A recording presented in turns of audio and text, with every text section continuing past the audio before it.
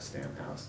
And I've done, the only thing that I've changed inside the house is knocking out the kitchen wall and opening it up to this kind of dining room area. And when did you say you found it? In, I think 2001, 2001. So it was about 50 years old. And there was a big spruce tree out in the front that died by a bark beetle. And I had to take that down and kind of cleared the decks and have done all of the landscaping at this point. Only the old elm trees on the east side of the property are still, you know, that was attractive to me too. So of course I wanted to keep those, but everything else was just kind of a blank slate.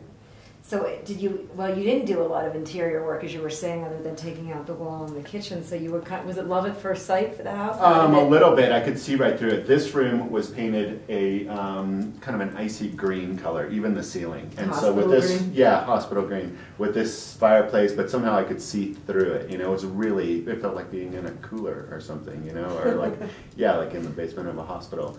But I just knew I could do something with it with just some time and some work and some effort. So there was some new floors that were put in some of the rooms, and paint mostly, and then just you know, just kind of bringing it up to date. Because you always have this sense when you come into a house that has really strong sensibility to it, like yours does, of as if the collection were fully formed, as if you somehow, you know, flea market, bright colors.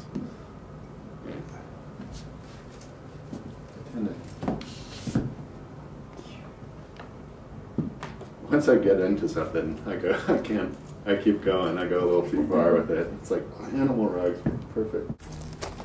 So you said this was 70s, right? Early 80s, actually. Oh, early 80s? And this is had this belt, this like, little that was blanket. yeah, my dad and I built that, and then had a guy down on Agua Fria do the upholstery for it. It has a nice little photograph there of what looks to be an old Buick or. Yeah. It's really cozy to sleep in here. When you like seal it up and it's just really warm as anything. So, it's warm and so quiet. It's like you just float away. Oh, isn't that nice? And this is a little. Oh, look. Yeah. So privacy. Somebody's doing something in the kitchen.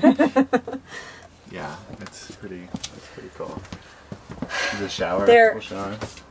That's great. Stove. This refrigerator, yeah, is really pretty good refrigerator too. So, wow. And this all again storage? Yeah, it's just like an airplane, right? Yeah, I mean, it is. exactly. It's very much like an it's here's your overhead. And this is what, 30 feet? Yep.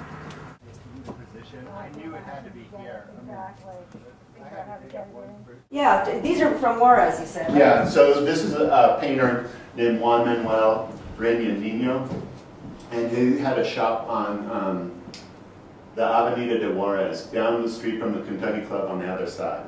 And I walked in and introduced myself. He had a lot of these windows displayed, or a lot of these paintings displayed in his windows, and they were just really struck me. And so I went in and found out that he would commission portraits, and he was just basically showing off what he could do with his skills.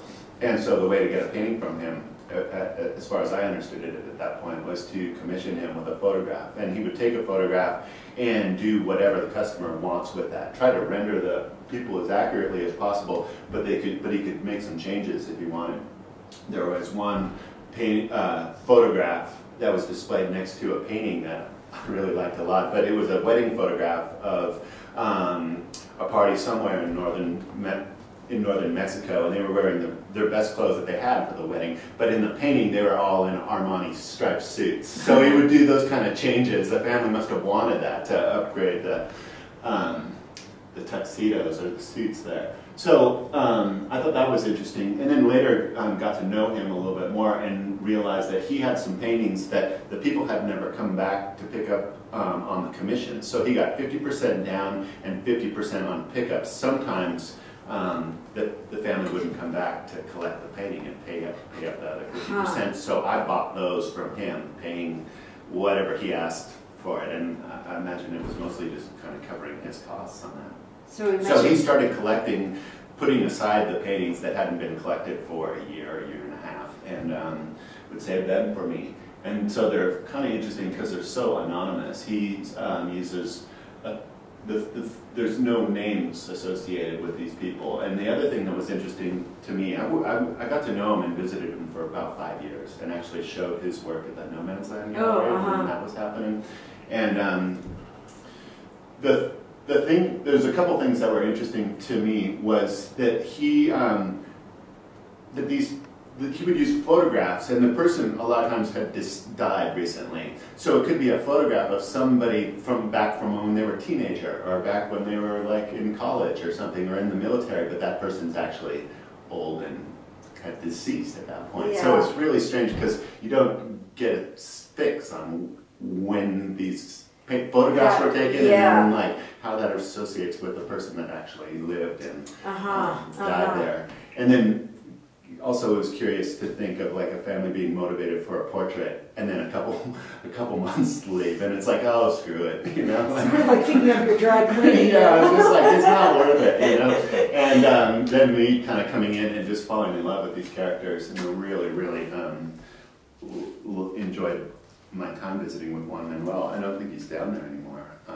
So is the man on the lower right, is he a Mexican soldier? Yeah. Yeah. And we might just think rancher maybe of the yeah. would-be rancher or narco or can't tell, you know. And a lot of times in the group portraits, there'd be two portraits that he'd put together. They weren't necessarily like together in the photograph. And I like how somehow he splices those two things together and makes it work, or kind of awkwardly doesn't work in some cases. Where does he live now? I don't know. It was really, really difficult. The only way I could keep in touch with him, I wrote him letters and kind of stay in contact, but was to go down there. Oh yeah, sure, of course. Wow. I haven't been down there since I've moved to Wyoming. I plan to go down there this Christmas, maybe right before Christmas, and see. But I've had friends that have tried to find him and haven't. And so his name Juan Manuel? Juan Manuel Nino. And he would never sign his paintings. When I did the show at No Man's Land, I asked him if he'd sign the backs of them, and he said absolutely not, because I'm not an artist, and I basically do what my customers tell me, and that's different. He makes that distinction as different than what I do, for example. So I thought that was kind of interesting as well. It's a real skilled painter. You can tell this one is older, and there's more oil and glazing techniques, and then it goes more into airbrush and acrylics with a little bit of oil on top. Yeah, I love the surfaces. They have this really, I mean, it's really interesting to think of them in the way photography was obviously first developed as a way to remember the dead. So they have that sense of being a capsule, and as you say, a kind of amorphous time that could be, you can't read it from the clothing either. Yeah. It really becomes unreadable whether it was that woman on the lower left, the 40s, or you can't tell.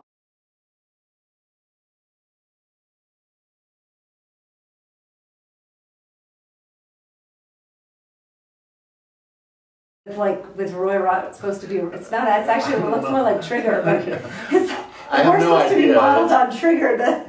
I can't tell if it's I don't know, and that's a kind of example. I don't know if that's cliche or not, but that's one of the weirder paintings I've ever seen in my life. Yeah. So it can't be cliche because it's so strange. It's really strange. And it's somewhere between, you know, sort of out gay costume drama and and and something you'd see now in Borat, where he's the girl's galloping around the arena with her. She keels over when he starts. But the thing is, it's strange, but it's not consciously strange. It's naively strange. Yeah.